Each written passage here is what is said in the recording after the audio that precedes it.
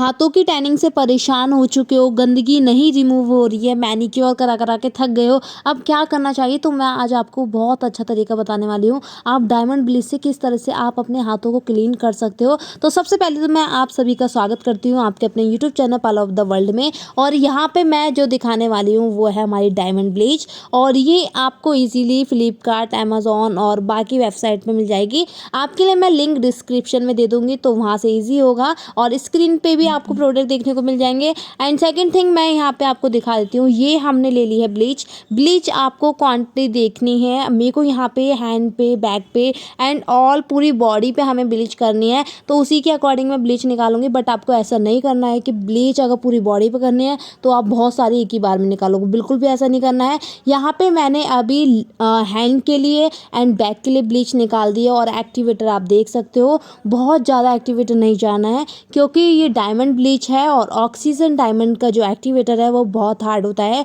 और अगर आपकी टैनिंग है, टैनिंग नहीं जा रही है, तो इस ब्लीच से डेफिनेटली आपकी टैनिंग रिमूव हो जाएगी। और यहाँ पे इसको अच्छे से मिक्स करना है, किस तरह से करना है वो देख लीजिए। अगर आपने इसको अच्छे से मिक्स नहीं किया तो ब्लीच रिजल्ट अच्छा नहीं देगी। तो इसीलिए आपको ध्यान रखना है कि जब भी ब्लीच करो तो आपको अच्छे से एक्टिवेटर का ध्यान रखना है। और यहाँ पे हम करके दिखाने वाले हैं हाथों पे कैसे करनी है। हाथों पे ब्लीच करने से पहले आपको क्लींजिंग लेनी है और उसको हाथों पे मसाज करनी है। क्लींजिंग मैं आपको स्क्रीन पे दिखा दे रही हूँ, ये क्लींजिंग ली है। इसके साथ ही हम हाथों पे अच्छे से मसाज करेंगे। मसाज आपको वैसे ही करनी है जैसे कि आप वैक्सिंग के बाद स्टेप्स करते हो, तो हमने इस तरह से स्टेप्स करने हैं।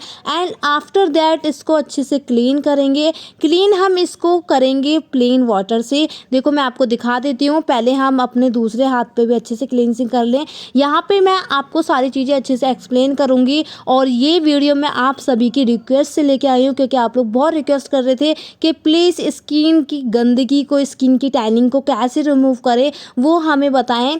तो आपने देखा होगा कि ये जो देखो, जहाँ तक आप ब्लाउज पहनते हो या फिर आपकी जो स्लिप्स आती हैं वहाँ तक तो आप वाइट रहते हो, उसके बाद जितनी टैनिंग हो जाती है, अब इनके हाथों पे इतनी ज़्यादा टैनिंग हो रही है वो आप इजीली देख सकते हो। इसके साथ ही हमने टिश्यू की मदद से इनके हाथों को क्लीन किया। क्लींजिंग को आपको ब्लीच कभी भी डायरेक्ट अप्लाई नहीं करनी है।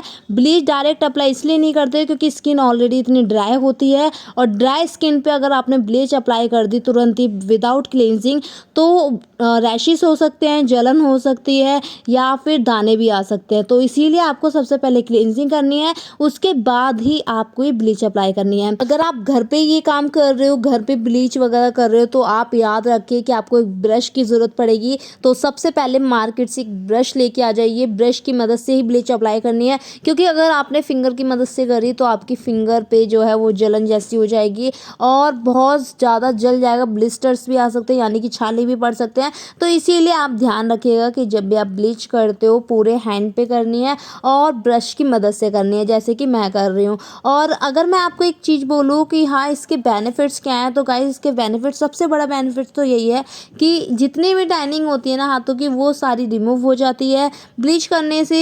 मैनिक्योर करने से जो हमें नहीं रिजल्ट मिलता वो हमें ब्लीच करने से मिलता है। और मैं आप सभी को बता देती हूँ, अगर आप हाथों को क्लीन करना चाहते हो तो आपको कम से कम मंथ में एक बार तो ब्लीच करा लेनी चाहिए। और यहाँ पे मैं एक चीज़ और बोलूँगी, जब भी आप अपने पाम पे, हथेली पे ब्लीच करते हो तो इससे आपकी हथेली भी अच्छे से क्लीन हो जाती है। इसलिए आप ये मत सोचना कि जब भी हम ब्लीच कर रहे हैं तो अपने हथेलियों को छोड़ देते, नहीं, क्योंकि काफ़ी सारी गंदगी जो होती है ना वो हथेलियों में भी ऐसे सिमट जाती है कि हम नहीं उसे रिमूव कर पाते नॉर्मली। ठीक है, तो आप घरेलू हो या फिर वर्किंग हो, तो आपको अपनी केयर की बहुत ज़्यादा ज़रूरत है। और यहाँ पे मैं आपको दिखा दे रही हूँ और किस तरह से आप अपनी स्किन केयर कर सकते हो, इजीली आप अपने घर पे कर सकते हो। जब भी आप हाथों पे ब्लीच करते हो तो इससे आपकी स्किन फेयरर और ग्लोइंग बनती है। और अगर आप परेशान हो चुके हो डार्क स्पॉट्स वगैरह से, पैचेस से, तो उससे भी छुटकारा मिलता है एंड स्किन टेक्सचर को भी इम्प्रूव करता है। दोस्तों आपको कुछ बातें बहुत ज़्यादा ध्यान रखनी है जो कि मैं आपको यहाँ बता रही हूँ। सबसे पहले तो आप वीडियो को फुल वॉच करना, क्योंकि एंड में मैं आपको ऐसी चीज़ें बताने वाली हूँ जो कि आपके लिए बहुत ही ज़्यादा हेल्पफुल है। और वीडियो थोड़ी सी भी स्किप की ना तो समझ जाओ आपने काफ़ी कुछ गवा दिया। और अब हम कुछ स्टार्ट करने वाले हैं। सबसे पहले तो मैं आपको बता देना चाहती हूँ कि अब हम लाइव भी आया करेंगे, जहाँ पे आप अपने क्वेरी कर सको, क्वेश्चंस कर सको। और मैं डेली बेसिस पे पूरी कोशिश क्या करूँगी चाहूँगी कि आपके लिए कोई ना कोई ऐसा टॉपिक लेके आऊँ जो कि आपके लिए बहुत ज़्यादा कन्फ्यूजिंग भरा है, ताकि आपकी वो जो कन्फ्यूज़न है वो दूर हो सके। और यहाँ पे जैसा कि ये टॉपिक मैं लेके आई हूँ, काफ़ी लोगों ने मुझसे पूछा कि मैम हैंड ब्लीच करने से क्या होता है, बॉडी पे ब्लीच करनी चाहिए नहीं करनी चाहिए। तो सबसे पहले तो मैं उन लोगों के लिए बता देती हूँ जिन लोगों की अभी शादी होने वाली है या फिर तैयारी चल रही है। तो आप एक काम कीजिए, अगर आपका बजट बहुत ज़्यादा अच्छा नहीं है, आप बॉडी पॉलिशिंग वगैरह नहीं करा सकते हो, मसाज वगैरह नहीं करा सकते हो, तो आप ब्लीच करा सकते हो। ब्लीच कराने से आपकी स्किन ग्लो करती है, साथ ही शाइनिंग आने लगती है। आप ऐसे इसको समझिए जैसे कि आप फेस ब्लीच जब करते हो तो इससे आपकी स्किन खिल जाती है। हमेशा याद रखना, जब भी आप ब्लीच करते हो तो आपको कभी भी विदाउट क्लींजिंग नहीं करनी है। क्लींजिंग बहुत ज़्यादा ज़रूरी है। अगर आपने क्लींजिंग अवॉइड करी तो इसका मतलब समझ जाओ कि या तो रैशेस हो जाएंगे, या जलन होने लगेगी, या कैसी भी परेशानी हो जाएगी। और विंटर में इस कर रहे हो तो आपको बहुत ज़्यादा ध्यान रखने की ज़रूरत है। जैसा कि मैंने आपको अभी बताया ही था कि जब भी आप ब्लीच करो तो अपनी हथेलियों को नहीं छोड़ना है, आपको ब्लीच वहाँ पे भी अच्छे से करनी है। क्योंकि काफ़ी बार होता है कि हमारी जो डस्ट वगैरह होती है वो हमारे हाथों में अच्छे से ऑब्जर्व हो जाती है, अच्छे से घुस जाती है, क्लीन नहीं हो पाती है। तो ये ब्लीच अच्छा काम करती है आपकी टैनिंग को रिमूव करने के लिए। और जितनी भी धूल मट्टी होती है उसे ये फुला देती है। फिर फुलाने के बाद इजीली आप अपनी टैनिंग को रिमूव कर देते हो। तो ये ब्लीच बहुत ज़्यादा हेल्पफुल है आपकी बॉडी को चमकाने के लिए। और अगर आप अपनी स्किन को क्लीन करने के लिए इंटरेस्टेड है और आप केयर करते हो अपनी बॉडी को, तो आपको अपनी बॉडी केयर में एक ये भी स्टेप रखना पड़ेगा, क्योंकि ये इससे आपकी स्किन काफ़ी ग्लोइंग बनती है। और देखो यहाँ पे हमने इनके पूरे हैंड पे ब्लीच अप्लाई कर दी। दोस्तों जब आपने ब्लीच अप्लाई कर दी, आपको 10 मिनट बाद ब्लीच को चेक करना है। और मैं आपको बता देती हूँ कि जब भी आप ब्लीच करते हो तो इससे ईचिंग हो जाती है। और देखो यहाँ पे थोड़ा सा हमारा ब्लीच बच भी गया था। तो ऐसा ही करना है कि आपको जब भी ब्लीच बनाओ तो देख के बनाओ कि कितने की ज़रूरत है, बहुत ज़्यादा बनाने की ज़रूरत नहीं है।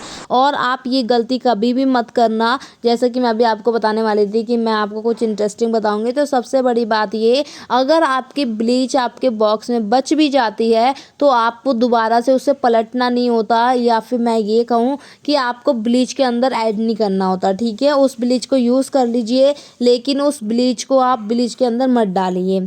इससे आपका जो ब्लीच का बॉक्स है वो ख़राब हो जाएगा, पूरी ब्लीच ख़राब हो जाएगी।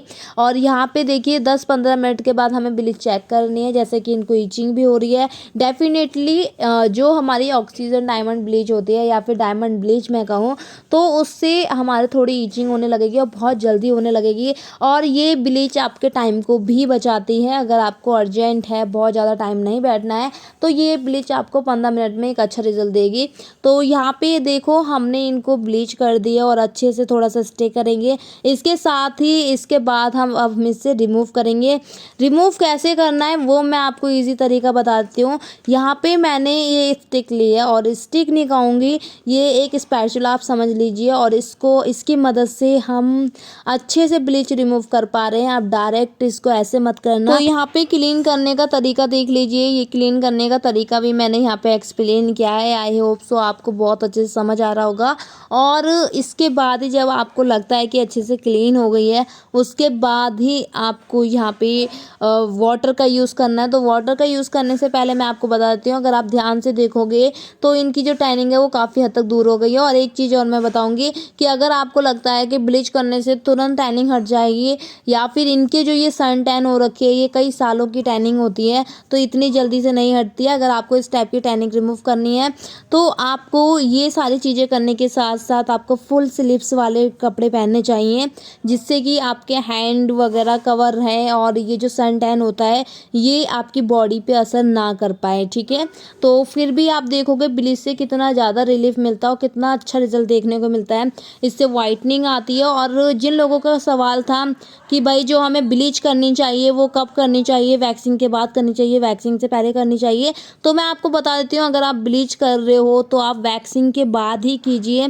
अगर आपने ध्यान दिया हो तो वैक्सिंग से हमारी 80% टैनिंग रिमूव हो जाती है, और उसके बाद भी आपको अच्छे से टैनिंग रिमूव करनी है तो आप उसके बाद ब्लीच कीजिए। वैक्सिंग के बाद ब्लीच करोगे तो काफ़ी अच्छा रिजल्ट देखने को मिलेगा। और अगर यहाँ तक आ गए हो तो वीडियो को लाइक ज़रूर करना, और मैंने यहाँ पे आपको बताया कि किस तरह से ब्लीच करनी है। नेक्स्ट वीडियो में मैं आपको मसाज के ऊपर बताऊंगी, तो वो भी बहुत अच्छा टॉपिक है और बहुत ही ज़्यादा इंटरेस्टिंग है। आप सभी लोगों की रिक्वेस्ट से ये सारी चीज़ें मैंने बनाई हैं। और यहाँ पे देखिए इनके हाथों को हमने अच्छे से क्लीन कर दिया है। अब हम यहाँ पे प्लेन वाटर ले लेंगे जिससे कि इनके हाथों को अच्छे से क्लीन करेंगे। तो सबसे पहले तो मैं ये दिखाई देती हूँ कि किस तरह से हमें क्लीन करना होता है। मैंने यहाँ पे प्लेन वाटर लिया और उसकी मदद से अब हम इसे हाथों को साफ़ कर रहे हैं। अगर आपने ध्यान दिया हो तो यहाँ पे इनकी टैनिंग में काफ़ी हद तक रिमूव हुआ है। आप ध्यान से देखोगे तो जब आप अपने टिश्यू को ध्यान से देखोगे तो इसमें बहुत ज़्यादा टैनिंग दिखती है और आपका टिश्यू वाइट से ब्लैक हो जाता है। तो इसीलिए जब भी आप ब्लीच करो इसको अच्छे से करो, हाथों को अच्छे से क्लीन करो, और अगर ज़रूरत पड़ती है तो आप अपने हाथों को अच्छे से क्लीन करवाओ। मतलब आप शैम्पू एक्सटेंशन जो होता है पार्लरों में उसमें भी अच्छे से क्लीन कर सकते हो, बट यहाँ पे मुझे आपको रिजल्ट दिखाना है इसलिए मैंने यहाँ पे टिश्यू की मदद से क्लीन किया है। सबसे पहले तो आप मुझे कमेंट करके बताइएगा कि आपने इस वीडियो से क्या सीखा और आपको कितना समझ आया। अगर आपकी कोई भी फ्रेंड या फिर आप ब्यूटिशियन का कोर्स कर रहे हो तो ये वीडियो, ये चैनल आपके लिए बहुत ज़्यादा हेल्पफुल होने वाला है। इसलिए सबसे पहले आप चैनल को सब्सक्राइब कर लीजिए, क्योंकि यहाँ पे मैं कुछ ना कुछ न्यू लेके आती रहती हूँ जिससे कि ये आपके लिए हेल्पफुल हो। और आप देख सकते हो कि कितने अच्छे से लुक आया है। देखो गाइस यहाँ पे कभी कभी ब्राइटनेस का इशू हो रहा है, क्योंकि मैं जब इसको रिमूव कर रही थी तो कैमरे में कभी ब्राइट हाई हो रही थी कभी लो हो रही, तो इस चीज़ को अवॉइड कीजिएगा। हमने हैंड को क्लीन किया ब्लीच से, उसके बाद आपको ऐसे ही नहीं छोड़ना है। यहाँ पे मैंने जेल ले लिया है, डायमंड जेल, और इस जेल से हम मसाज करेंगे, हाथों को बहुत अच्छे से मसाज करेंगे। और आप देख सकते हो मसाज करने के बाद जो शाइनिंग नज़र आएगी, आपकी बॉडी को जो ठंडक मिलेगी। एक चीज़ और बता देती हूँ, अगर आपको ऐसा लगता है कि ब्लीच के बाद रैशेस हो गए हैं या छोटे छोटे दाने हो गए हैं तो ये मसाज बहुत ज़्यादा हेल्पफुल होगी। हालांकि हमारे यहाँ दाने नहीं हुए हैं, लेकिन फिर भी मैं आपको एक आइडिया दे रही हूँ, और साथ ही ये आपकी स्किन को ग्लोइंग बनाएगी। दोस्तों आप यहाँ तक आ गए हो तो वीडियो को लाइक जरूर करना। फिर मिलेंगे एक साथ, तो बाय बाय, टेक केयर, अपना ध्यान रखेगा। ये वीडियो कैसी लगी कमेंट करके जरूर बताना।